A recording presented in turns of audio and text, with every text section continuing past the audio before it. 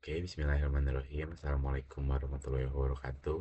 Perkenalkan, nama saya Ageng Kuncoro Utomo dengan NIM 22 10 11 40 16 82 dari kelas 07 TPLP 026.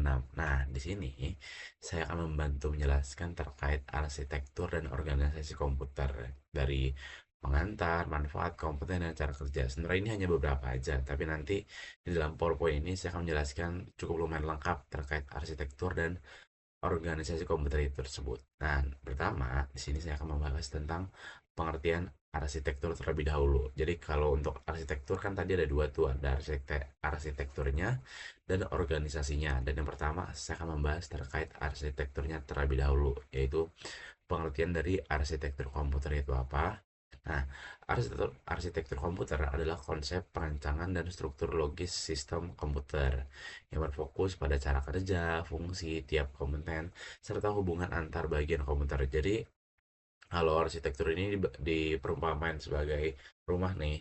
Nah, arsitektur ini adalah untuk perancangannya lah.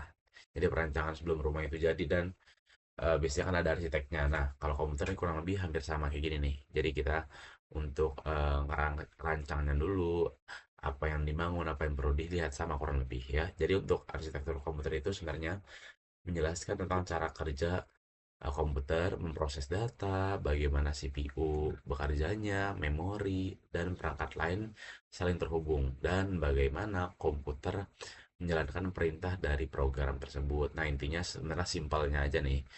Arsitektur komputer adalah desain logika dan cara kerja komputer dari sisi sistemnya. Jadi bukan dari tampilan luarnya nih, dari sisi sistemnya lah. Simpelnya kayaknya kayak softwarenya lah ya. Jadi bukan tampilan luarnya, bukan hardwarenya. Nah, kalau selanjutnya itu tentang pengertian organisasinya. Tadi kan udah dari arsitekturnya. Nah, sekarang kita jadi jelasin organisasinya. Apa sih organisasi komputer itu? Nah, kalau organisasi komputer itu adalah implementasi fisik dari arsitektur komputer. Nah, kalau tadi kan untuk arsitektur itu mempelajari kan tentang sistemnya. Dan kalau untuknya organisasi ini adalah untuk fisiknya nih. Ya, jadi simpelnya kayaknya kayak hardware-nya ya. Itu bagaimana kompeten terhubung dan berinteraksi secara nyata untuk menjalankan instruksinya. Dan untuk menekankan pada hardware dan cara kerja internal sistem seperti sinyal kontrol, antarmuka, serta kecepatan kerja sistem. Dan contoh organisasi komputer itu adalah kayak bus data, unit control, pipeline, dan juga ada arus interupsi. Ya, lanjut dan untuk perbedaan apa sih dari tadi ngebahas arsitektur dan organisasi terus. Nah, simpelnya kalau untuk perbedaannya, kalau buat arsitektur komputer tersebut itulah desain logis sistemnya. Jadi kayak contoh perumpamaan kayak instruction set, data format, ya. Dan kalau untuk dari organisasi komputer itu ada implementasi fisik sistemnya, contohnya ada pipeline, bus, sama change ya. Nah, simpelnya kalau perbedaan utamanya itu adalah arsitektur itu fokus pada fungsional sistemnya, kalau organisasi fokus pada efisiensi kinerjanya. Ya, nah lanjut. Untuk komponen utama dari komputer apa aja sih? Nah, ini ada beberapa yang saya sampaikan. Yang pertama itu sudah pasti ada unit masukan atau input unitnya. Sudah pasti dari komputer harus ada yang namanya input unitnya. Ya, yang kedua itu ada unit prosesnya atau CPU, dan untuk dalam CPU-nya itu ada beberapa, dan saya menjelaskan di sini hanya dua aja. Nah, pertama ada yang namanya ALU, panjangan dari Arithmetic Logic Unit, dan yang kedua ada Control Unit, dan yang ketiga ada unit memori, yang keempat ada unit keluaran atau output unit, dan yang kelima ada unit penyimpanan sekunder. Dan untuk semua komponen ini harus bekerja sama untuk memproses data menjadi informasi. Jadi kalau misalkan salah satu dari beberapa dari lima ini, misalkan ada yang error atau ada yang hilang atau rusak atau tiba-tiba kehack atau gimana, pasti untuk semua unit komputer itu pasti tidak bisa bekerja dengan benar, karena untuk di komponen utama ini semuanya harus berkesinambungan dan semuanya harus nyambung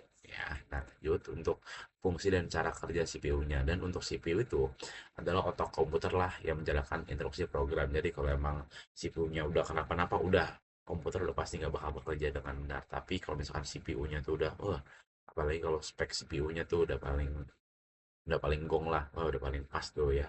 Dan untuk proses utamanya itu di sini saya akan menjelaskan 4. Yang pertama ada fetch. Dan untuk fetch itu contohnya adalah untuk mengambil instruksi dari memori. Yang kedua ada decode, itu adalah untuk menerjemahkan instruksi. Yang ketiga ada execute untuk menjalankan perintah, dan yang keempat terakhir ada store. Disebut juga instruction cycle atau untuk fungsi dan cara kerjanya si CPU itu simpelnya disebutnya instruction cycle. Ya, lanjut. Untuk jenis arsitektur komputer sebenarnya ada beberapa nih, ada banyak. Cuma kalau untuk di PPT ini saya akan menjelaskan dua aja nih. Yang pertama ada von Neumann arsitektur, yaitu instruksi dan data berada di memori yang sama. Umum digunakan pada komputer-komputer modern lah. Rata-rata untuk komputer-komputer umum rata-rata pakai yang ini nih, yang von Neumann arsitektur. Yang untuk yang kedua ada Harvard arsitektur, dan ini untuk instruksi, data, dan terpisah. Umum digunakan pada microcontroller dan sistem tertanam. Jadi kalau untuk yang umum sering digunakan itu pasti yang pertama, ya, instruksi data berada di memori yang sama pastinya. Dan yang selanjutnya saya akan membahas tentang sistem bus. Bus itu adalah jalur komunikasi antar komponen komputer. Dia yang terdiri dari 3 komponen nih. Yang pertama ada bus data. Bus data itu fungsinya adalah untuk membawa data. Yang kedua ada bus alamat untuk menunjukkan lokasi memori. Dan yang ketiga ada bus control untuk mengatur proses transfer. Jadi untuk semakin lebar bus datanya, udah pasti semakin cepat untuk transfer datanya. Terus juga selanjutnya ada memori dan hierarki penyimpanan. Untuk memori dan hierarki penyimpanan ini pasti ada beberapa. Yang pertama itu sudah pasti itu ada namanya register. Nah, register ini istilahnya paling tercepat lah di dalam CPU itu. Dan yang kedua ada change. Change itu fungsinya adalah untuk menyimpan data yang sering digunakan. Pastinya yang ketiga sudah pasti ada yang namanya main memory atau RAM. Yang keempat ada secondary storage, itu seperti contohnya ada hard disk dan SSD. Yang kelima dan terakhir ada tertiary storage atau optical disk load.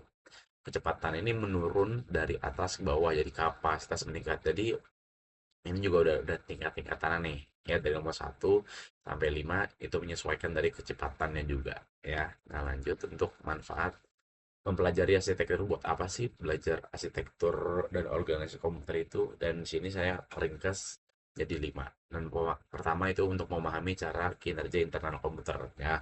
Yang namanya kita orang IT pasti juga harus nih tahu itu apa cara kerja arsitektur dan organisasi komputer itu.